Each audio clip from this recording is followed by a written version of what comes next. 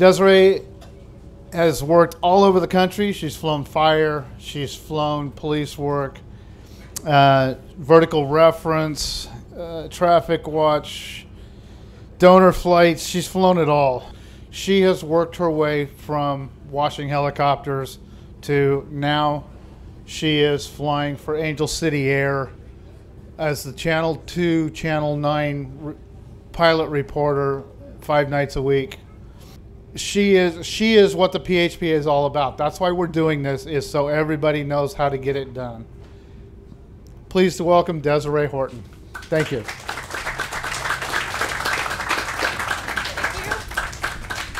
Well, I think Bill said it all, so I really don't have much to say now. I didn't really have a speech planned. Basically, like what Bill said, it was the, I have some notes here. It was the long, slow road for me. I started flying in 1990, and it took me 2 years just to get my private rating, and I worked 2 jobs. I worked a full-time job during the day and then a part-time job at night. I could only fly a couple times a month. That was all I could afford. Shortly after I got my private, I hooked up with the traffic reporter washing his helicopters. So when I actually went to take my commercial check ride, the FAA guy was like, "Why is all your time in a Jet Ranger flying traffic watch?" But it worked out, and you know, like Bill said, with 300 hours and Bell School, I put myself through Bell School. That was back in 1993, like $3,500. I think it's triple that now. So, and then with Bell School and 300 hours, I was flying a Jet Ranger at 21 years old.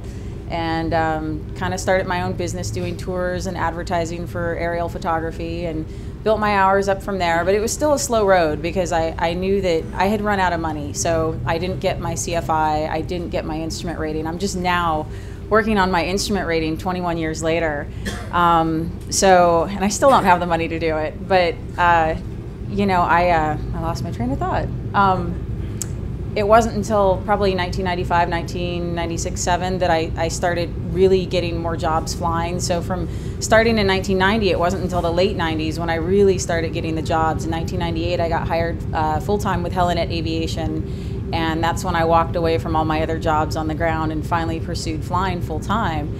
And then eventually got into pilot reporting. But working for Helinet, we did everything from charter to frost to organ donor flights, tours, you name it. And then I'd always wanted to do firefighting. Growing up in LA and starting out at Whiteman Airport with Watson helicopters back at the time, I'd always seen the county firebirds fly out of there, and just the media coverage of, you know, firefighting throughout my entire life growing up here in LA. I knew that was something I wanted to do. So I tried to figure out how to break into the firefighting business, which without the mountain time or the experience, I had to pay for my own training. So I paid for a mountain flying course and a vertical reference course at Western Helicopters out in Rialto Airport. That was expensive. And then I had a decent amount of mountain time just from working for the news stations, flying to the local mountaintops where the repeaters are to take station employees up there to do repair work. So with the training that I paid for and the little bit of mountain time I had, I finally was able to get carded for fighting fire.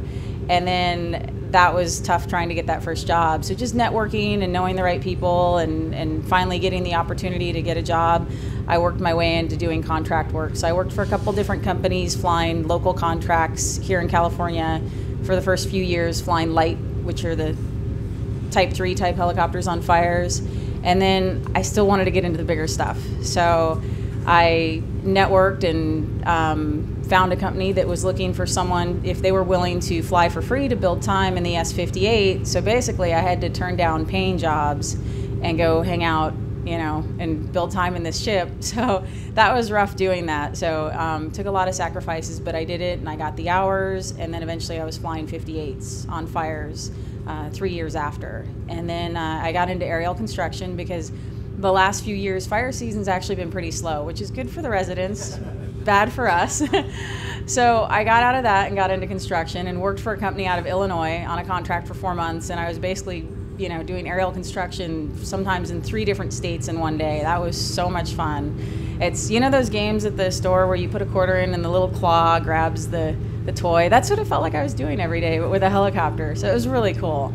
And then that company kind of took a hit. They were slow. They didn't have the fire contracts that they thought they were going to get, because that was originally what they hired me for, was the fire contract work. So I wanted something more stable, and so I came back to LA, and I'm flying news again, which is good. It's not my true passion, but it's fun, and I love flying here in LA. I love all the people. I love the complex airspace. I'm not happy flying out in the middle of nowhere, not having someone to talk to on the radio.